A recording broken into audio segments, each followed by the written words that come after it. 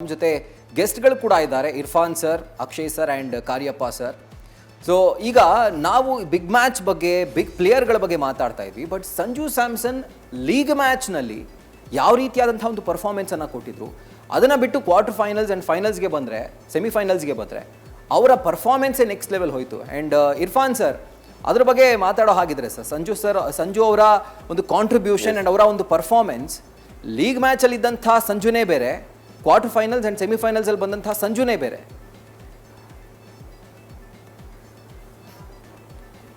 Correct ನೋಡಿ, ಎಲ್ಲ ಪ್ಲೇಯರ್ಸ್ಗೆ ಇದೇ ತರ ಆಗುತ್ತೆ. ಒಂದೊಂದ್ಸಲ ಡಿಪ್ ಆಗುತ್ತೆ ಫಾರ್ಮ್, ಅದನ್ನ ನಾವು ಆ ಟೈಮ್ಗೆ ಆ ಟೀಮ್ ಸಪೋರ್ಟ್ ಮಾಡಬೇಕು. ಅದೇನಕ್ಕೆ ಅವ್ರು ಫೇಲ್ ಆಗ್ತಾವ್ರೆ ಅಂತ ಒಂದು ಇದರ್ ಟೆಕ್ನಿಕಲ್ ಇರುತ್ತೆ, ಅವ್ರ ಸೈಕಲಾಜಿಕಲ್ ಮೆಂಟಲ್ ಪ್ರಾಬ್ಲಮ್ ಇರುತ್ತೆ. ಅದು ಆ ಎರಡು ಆಸ್ಪೆಕ್ಟ್ ನಾವು ಕಂಪೇರ್ ಮಾಡಿ ಯಾವ ತರ ಅವ್ರನ್ನ ಸಪೋರ್ಟ್ ಮಾಡಿ ಯಾವ ತರ ಪರ್ಫಾರ್ಮೆನ್ಸ್ ತಗೋಬೇಕು, ಅದೇ ನಮ್ಮ ಸಪೋರ್ಟ್ ಸ್ಟಾಫಿನ duty. Along with the support staff, the captain and the core players, ಅವರೆಲ್ಲ ಕರೆಕ್ಟ್ ಆಗಿ ಅವ್ರನ್ನ ಗೈಡ್ ಮಾಡ್ತಾ ಹೋದ್ರೆ, ಎನ್ಕರೇಜ್ ಮಾಡಬೇಕು, ಪ್ರೋತ್ಸಾಹ ಕೊಡಬೇಕು, don't worry we are with you ಅಂತ. ಅದು ತುಂಬಾ ದೊಡ್ಡ ರೋಲ್ ಪ್ಲೇ ಮಾಡುತ್ತೆ. ಯಾಕಂದ್ರೆ ಈ ಕ್ರಿಕೆಟ್ ಅಲ್ಲಿ ಟೆಕ್ನಿಕ್ ಎಷ್ಟು ಇಂಪಾರ್ಟೆಂಟ್ ಇದೆಯೋ ಅಷ್ಟೇ important mind set, mental strength ಬೇಕಾಗುತ್ತೆ. ಆ ಸಿಚುವೇಶನ್ ಅಲ್ಲಿ ಯಾವ ತರ ರಿಯಾಕ್ಟ್ ಮಾಡಬೇಕು ನೋಡಿ. ಯಾರು ಪ್ಲಾನ್ ಮಾಡಿ ಆಡಕ್ಕೆ ತುಂಬಾ ಕಷ್ಟ ಇರುತ್ತೆ. ಅಂದ್ರೆ ರಿಯಾಕ್ಷನ್ ಕರೆಕ್ಟ್ ಆಗ್ಬೇಕಂದ್ರೆ ಮೆಂಟಲ್ ಸ್ಟೆಬಿಲಿಟಿ ತುಂಬಾ ಇಂಪಾರ್ಟೆಂಟ್ ಆಗಿರುತ್ತೆ, ಸ್ಟ್ರೆಂತ್ ಆಫ್ ಮೈಂಡ್. ಮತ್ತೆ ಸಂಜು ಸ್ಯಾಮ್ಸನ್ ಎಂತೆಂತ ಸಿಚುವೇಶನ್ ನೋಡಿದ್ದಾರೆ ಅವರು. ಲೋಕಲ್ ಕ್ರಿಕೆಟ್ ಇರಲಿ, ಫಸ್ಟ್ ಕ್ಲಾಸ್ ಕ್ರಿಕೆಟ್ ಇರಲಿ, ಇಂಟರ್ನ್ಯಾಷನಲ್ ಕ್ರಿಕೆಟ್ ಅಲ್ಲಿ ಅಪ್ ಅಂಡ್ ಡೌನ್ ತುಂಬಾ ನೋಡಿದ್ದಾರೆ ಅವರು. ಈ ಕರೆಕ್ಟ್ ಟೈಮಿಗೆ ಒಂದು ಸ್ಪಿರಿಟ್ ಅವ್ರಿಗೆ, ನಾನು ದೇಶಕ್ಕೆ ಆಡಬೇಕು, ಇಂಡಿಯಾಗೆ ನಾನು ಗೆಲ್ಲಿಸಬೇಕು.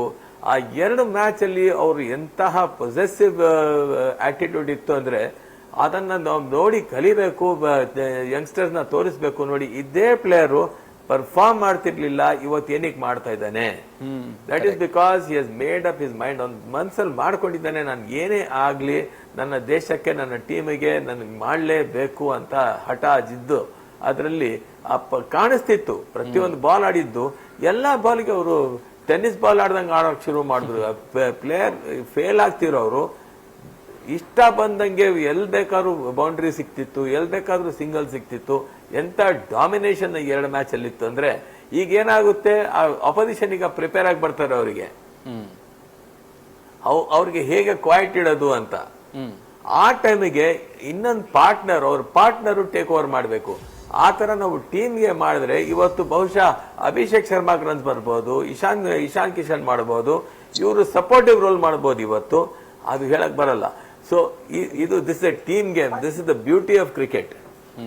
ಕ್ರಿಕೆಟ್ ಏನಂದ್ರೆ ಇದು ಟೀಮ್ ಗೇಮ್, ಇಂಡಿಪೆಂಡೆಂಟ್ ಗೇಮ್ ಅಲ್ಲ. ಇದರಲ್ಲಿ ಒಬ್ರಿಗೊಬ್ರು ಸಪೋರ್ಟ್ ಮಾಡಿ, ಪ್ರೋತ್ಸಾಹ ಕೊಟ್ಕೊಂಡು, ಏನಿರೋದು ಗುಡ್ ಅಂಡ್ ಬ್ಯಾಡ್ ತಿಳಿಸ್ತಾ ಹೋದ್ರೆ ಬೆಸ್ಟ್ ಪರ್ಫಾರ್ಮೆನ್ಸ್ ಬರಕ್ಕೆ ಅವಕಾಶ ಸಿಗುತ್ತೆ.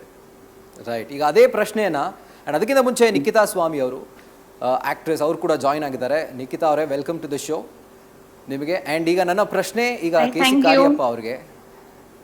ಕಾರ್ಯಪ್ಪ ಸರ್, ಈಗ ಸಂಜು ಸ್ಯಾಮ್ಸನ್ ಅವರ ಪರ್ಫಾರ್ಮೆನ್ಸ್ ಬಗ್ಗೆ ನಾವು ಮಾತಾಡ್ತಾ ಇದ್ವಿ. ಸೊ ಆ ಒಂದು ಶಿಫ್ಟ್ ಹೆಂಗಾಯ್ತು ಅಂದರೆ, ಲೀಗ್ ಮ್ಯಾಚಲ್ಲಿ ಇದ್ದಂಥ ಸಂಜುನೇ ಬೇರೆ, ಈ ಕಡೆ ಪ್ಲೇ ಆಫ್ ಅಥವಾ ಈ ಕ್ವಾರ್ಟರ್ ಫೈನಲ್, ಸೆಮಿಫೈನಲ್ ಬಂದಂತಹ ಸಂದರ್ಭದಲ್ಲಿ ಅವರ ಎಂಟೈರ್ ಅಪ್ರೋಚ್, ಆ ಒಂದು ಆಟಿಟ್ಯೂಡ್, ಆ ಒಂದು ಪರ್ಫಾರ್ಮೆನ್ಸ್ ಪೀಕ್ಗೆ ಹೋಯಿತು. ಸೊ ಈ ಒಂದು ಶಿಫ್ಟ್ ಆಗ್ಲಿಕ್ಕೆ ಆಸ್ ಅ ಪ್ಲೇಯರ್ ಏನು ಕಾರಣ ಇರ್ಬೋದು? ಅದೇ ಇರ್ಫಾನ್ ಸರ್ ಹೇಳೋ ತರ ಎಲ್ಲಾ ಪ್ಲೇಯರ್ದು ಆ ಡಿಪ್ ಅನ್ನೋದು ಇದ್ದೇ ಇರುತ್ತೆ. ಸೊ ಸಂಜು ಆ ತರ ಪರ್ಫಾರ್ಮೆನ್ಸ್ ಮಾಡಕ್ಕೂ ಕಾರಣ ಏನು, ಆ ಬೆಂಚ್ ಸ್ಟ್ರೆಂತ್ ಅಲ್ಲಿ ಕೂತಿ ನೋಡಿದ್ದಾರೆ ಆ ಪರ್ಫಾರ್ಮೆನ್ಸ್. ಅವರು ಈಗರ್ ಆಗಿ ವೆಯ್ಟ್ ಮಾಡ್ತಾ ಇದ್ದಾರೆ, ಯಾವ್ದಾದ್ರು ದೊಡ್ಡ ಮ್ಯಾಚ್ ಸಿಕ್ಕಿದ್ರೆ I need to prove something ಅಂತ. ಸಿ ದಟ್ ಅವ್ರ ಮೈಂಡ್ ಸೆಟ್ ಹೋಗ್ಲಿ, ಸಂಜುದು ಯಾವಾಗ್ಲೂ ಒಂಥರ ಹಾಗೆ ಇತ್ತು. Because I played with it. So ಅವ್ರನ್ನ ಜೂನಿಯರ್ ಲೆವೆಲ್ ಇಂದ ನೋಡಿದ್ರು is always a match winner.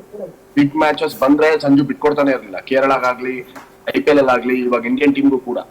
So ಅದೇ ತರ. ಸೊ ಪ್ಲೇಯರ್ಸ್ ಇರ್ಫಾನ್ ಸರ್ ಹೇಳಿದಂಗೆ ಸಮ್ಟೈಮ್ಸ್ ಅದು ಆ ಕಡೆ ಈ ಕಡೆ ಪರ್ಫಾರ್ಮೆನ್ಸ್ ಹೋಗುತ್ತೆ, ಬಟ್ ಅವ್ರು ತಿರ್ಗಾ ಕಮ್ಬ್ಯಾಕ್ ಮಾಡೋ ಚಾನ್ಸಸ್. ಅದಕ್ಕೆ ಹೇಳಿದ್ದು ವರುಣ್ ಚಕ್ರವರ್ತಿದು 2 ಮ್ಯಾಚ್ ಆ ತರ ಆಯ್ತು ಅಂತ ಇದ್ ಮಾಡಕ್ಕಾಗಲ್ಲ. Today I think will be effective with Bumrah, definitely. Right. So ಅದೇ ತರ ಅಕ್ಷಯ್ ಸರ್, ನಿಮ್ಮ ಅನಾಲಿಸಿಸ್ ಸಂಜು ಅವರ ಪರ್ಫಾರ್ಮೆನ್ಸ್ ಬಗ್ಗೆ?